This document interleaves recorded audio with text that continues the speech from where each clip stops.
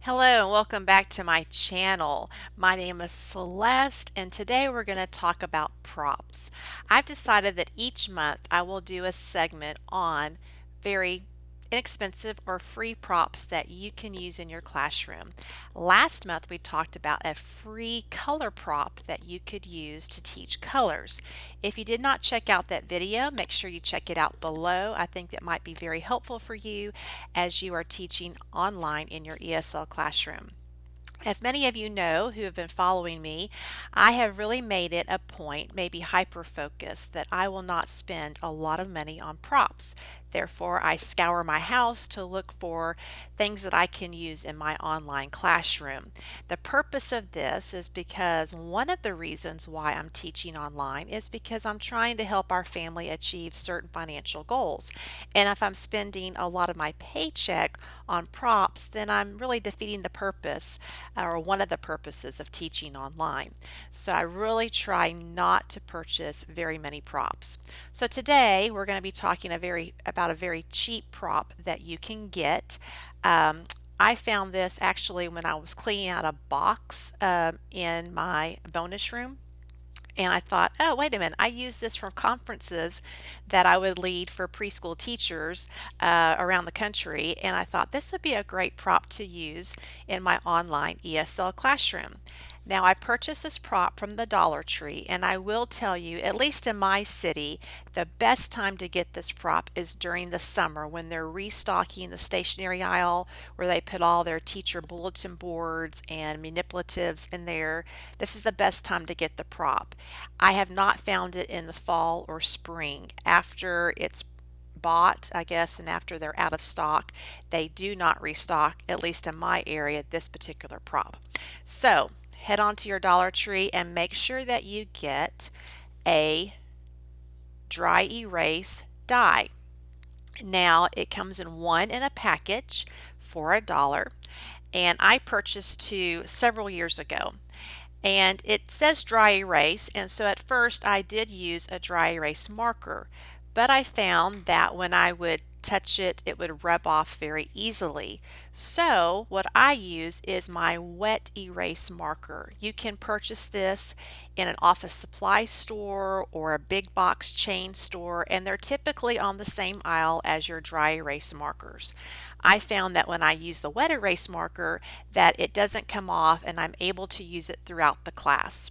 So this idea is for the QKids platform.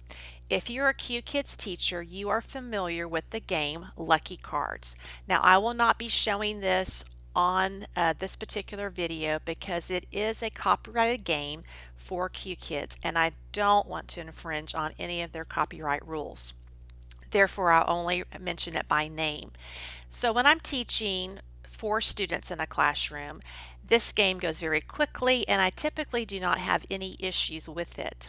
However, I have found that with my fixed students, which is a one-on-one teaching opportunity, or my upper level students, they are seemingly becoming very bored or uninterested in the game. In fact, I have one very vocal student who will say, Teacher Celeste, I'm not going to play this game. I don't want to play it. And I have sometimes coaxed her and say, well, just do it 2 times and then we'll move on. Initially, that did work, but then that grew very thin and she refused to do it. And I have found that in the ESL scaffolding technique, that if I didn't use this game, she was not very successful in going on to learning really how to use the word or the sentence pattern effectively and efficiently. So it really hindered her learning in the classroom. So I had to think of a way to really re-engage her and my other students that were becoming a little uninterested in this game. So what I did is I just wrote the numbers 1 through 6. And again, if you're familiar with the game with QKids, you know how that works.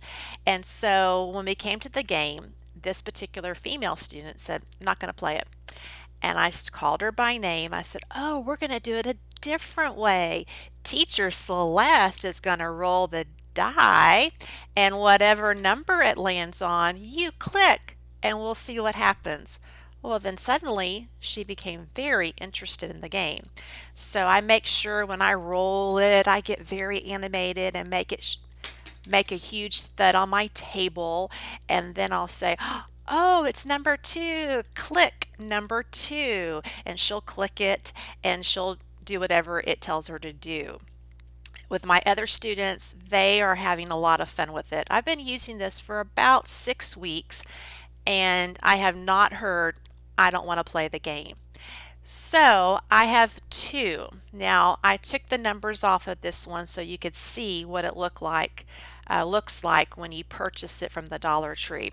But I'm glad this morning I had to because my red one had the numbers and I did my typical animation and it made a big thud, and then it flew literally across my classroom on the other side, and there was no way that I could get up and go and get it without losing valuable teaching time. So I quickly got the second one and we were able to continue without a hitch in the classroom. This has really made a difference for this particular game, and I'm thinking of other ways that maybe I can use it for my phonics lessons.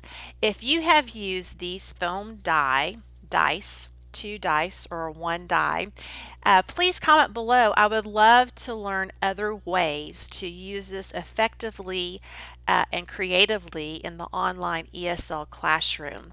If you're not an online ESL teacher with QKids, you are missing out on such a fun and rewarding experience. I would love to be able to mentor you through the process. Make sure you check out my referral codes and my email address if you have any questions, or if you have questions about this particular game that I am doing with my students. I would love to be able to expand on that and help clarify anything that you may have questions about. And so check that out below. Make sure you subscribe. It may not mean a lot to you, but I'm trying to kind of prove something with my husband. So if you would subscribe below, I'd greatly appreciate it. And it would really help with the little contest that we're having in our household. So love for you to check out my other videos. And until next time, happy teaching.